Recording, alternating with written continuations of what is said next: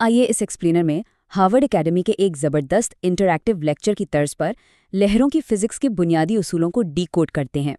Physics की दुनिया में ये लहरें यानी वेव्स बज़ाहिर तो बहुत सादा सा मौजू लगती हैं ना, लेकिन सच तो ये है कि कायनात की हर हरकत का दारोमदार इन्हीं पर है। रोशनी, आवाज़, ज़लज़ले और हाँ, हमारे वाईफाई सिग्नल्स भी, ये सब लहरों ही की मुख्तलिफ शक्लें हैं। तो इनके बुनियादी उसूलों को समझना बिल्कुल ऐसा ही है जैसे कायनात को चलाने वाली मेन सिस्टम को समझना। लेकिन मखसूस साइंसी मैकेनिक्स में जाने से पहले एक बड़ा बुनियादी सा सवाल जहन में आता है कि जब हम किसी लहर को हरकत करते हुए देखते हैं तो असल में सफ़र क्या कर रहा होता है। ज़रा फ़र्ज़ करें कि एक पुरसुकून झील में पत्थर गिरता है, पानी में दायरे बनते हैं और किनारों की तरफ बढ़ते हैं। लेकिन क्या पानी का वो कतरा जहाँ पत्थर गिरा था खुद बहकर किनारे तक जाता है, या कुछ और है जो इस पानी के अंदर से खामोशी से गुजर रहा है? अब ज़रा ये वाइट बोर्ड नोट्स देखिए। हार्वर्ड एकेडमी जैसे इदारों की यही ख़ास बात है कि वो अपने इंटरैक्टिव तरीक़ों से पेचीदा तरीन मौज़ूआत का भी ऐसा बेहतरीन और जामे खाका पेश करते हैं। आज के इस एक्सप्लेनर में यही खाका हमारा मास्टर मैप होगा। हम एक एक करके उन तमाम बुनियादी तस्वुरात को खोलेंगे ताकि लहरों की फ़िज़िक्स का एक बिल्कुल साफ़ और वाज़ेह नक्शा जहन में बैठ जाए। तो हमारे आज के एजेंडे में शामिल हैं ये 4 अहम पॉइंट्स। पहला, लहर की असल हकीकत। दूसरा, लहरों की 2 अहम अक़साम। तीसरा, लहरों के बड़े ज़ुमरे।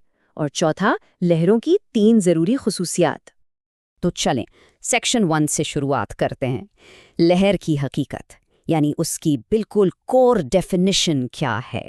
जैसा कि इस बोर्ड पर बिल्कुल वाज़ेह लिखा है, लहर की सबसे बुनियादी तारीफ सिर्फ और सिर्फ तवानाई की मुंतकिली यानी ट्रांसफ़र ऑफ एनर्जी है। साथ ही एक स्क्विगली लाइन से इस हरकत को दिखाया गया है। यहाँ याद रखने का सबसे अहम नुक्ता ये है कि लहर कोई ठोस मादा या मटेरियल नहीं है जो एक जगह से दूसरी जगह जा रहा हो, बल्कि ये खालिस तवानाई है। इसको ज़रा एक क्रिकेट स्टेडियम के तनाजुर में देखें। जब क्राउड मैक्सिकन वेव बनाता है तो लोग बस अपनी जगह पर खड़े होते हैं, हाथ ऊपर करते हैं और वापस बैठ जाते हैं। कोई भी अपनी सीट छोड़कर पूरे स्टेडियम का चक्कर नहीं लगाता, ठीक है ना? लेकिन एक जबरदस्त तवानाई की लहर पूरे हुजूम से गुजरती हुई साफ दिखाई देती है। पानी की लहरों में भी बिल्कुल यही होता है। पानी अपनी जगह पर सिर्फ ऊपर नीचे होता है और किनारे तक असल में पत्थर गिरने वाली तवानाई पहुंचती है।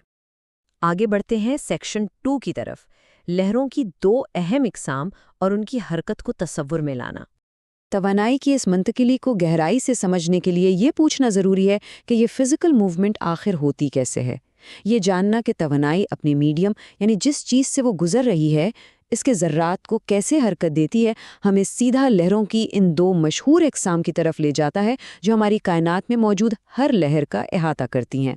और ये डायग्राम ट्रांसवर्स लहरों और लॉन्गिट्यूडनल लहरों के दरमियान पाए जाने वाले फ़र्क को कमाल तरीके से वाज़े कर रहा है। एक तरफ ऊपर नीचे जाने वाली कर्व है और दूसरी तरफ स्प्रिंग या कॉइल जैसा स्ट्रक्चर। बोर्ड पर बनी इस ट्रांसवर्स लहर की ड्राइंग को ज़रा गौर से देखें। ये वाज़े तौर पर लहर के सबसे ऊंचे हिस्से को क्रेस्ट और सबसे निचले हिस्से को ट्रफ के तौर पर जाहिर कर रही है, और नोट्स में इसे चैप्टर 3 के मवाद से लिंक किया गया है। ट्रांसवर्स लहर में दरअसल होता ये है कि मीडियम के ज़र्रात तवानाई के सफ़र करने की सिमत के बिल्कुल अमूदन यानी सीधा ऊपर और नीचे हरकत करते हैं। समुंदर की सतह पर बनने वाली लहरें या गिटार की तारें बिल्कुल इसी तरह काम करती हैं। इसके बिल्कुल बरक्स लॉन्गिट्यूडनल लहर को एक चलते हुए स्प्रिंग की तरह दिखाया गया है। इसमें वो हिस्से जहां हल्के बहुत टाइट और करीब हैं उन्हें कंप्रेशन है, और जहां वो दूर दूर फैले हुए हैं उन्हें रेयरफैक्शन का नाम दिया गया है। इसे चैप्टर 2 के साथ जोड़ा गया है। इसकी सबसे ज़बरदस्त मिसाल हमारी अपनी आवाज़ है। जब हम बोलते हैं तो हवा के ज़र्रात ऊपर नीचे नहीं उछलते, बल्कि वो एक दूसरे से टकराकर आगे पीछे होते हैं, और इसी कंप्रेशन और रेयरफैक्शन की मदद से आवाज़ हमारे कानों के पर्दे तक पहुंचती है। अब आते हैं सेक्शन 3 पर, लहरों के ज़ुमरे और उनके दरमियान अहम इम्तियाज़ात। इस स्लाइड में सबसे दिलचस्प बात यह है कि लेक्चर अब ज़ाहिरी अक़साम से निकलकर फ़िज़िक्स की वसी कैटेगरीज़ की तरफ आ गया है। सोर्स नोट्स में मैकेनिकल लहरों और इलेक्ट्रोमैग्नेटिक लहरों को एक साथ ब्रैकेट करके इसके आगे इम्प लिखा गया है, यानी ये फ़र्क याद रखना इंतहाई अहम है। मैकेनिकल लहरों के लिए कोई ना कोई मीडियम जैसे हवा या पानी लाजमी होता है। اسی لیے خلا جہاں ہوا نہیں ہوتی مکمل خاموشی ہوتی ہے۔ سائنس فکشن فلموں میں جو خلا میں دھماکے سنائی دیتے ہیں، حقیقت میں ان کی کوئی آواز نہیں ہوتی۔ جبکہ دوسری طرف الیکٹرو میگنیٹک لہریں جیسے سورج کی روشنی اس قدر خود مختار ہیں کہ وہ خلا کے بالکل خالی پن میں بھی بغیر کسی میڈیم کے سفر کر سکتی ہیں اور کروڑوں میل طے کر کے زمین تک پہنچتی ہیں۔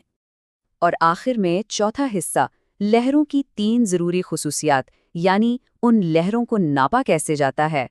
بورڈ کے ٹاپ رائٹ کارنر کو دیکھیں تو یہ بات سامنے آتی ہے کہ کسی بھی لہر کے رویے کو بنیادی طور پر 3 خصوصیات سے ناپا جا سکتا ہے: فریکوینسی، طول موج یعنی ویو لینتھ، اور ٹائم پیریڈ۔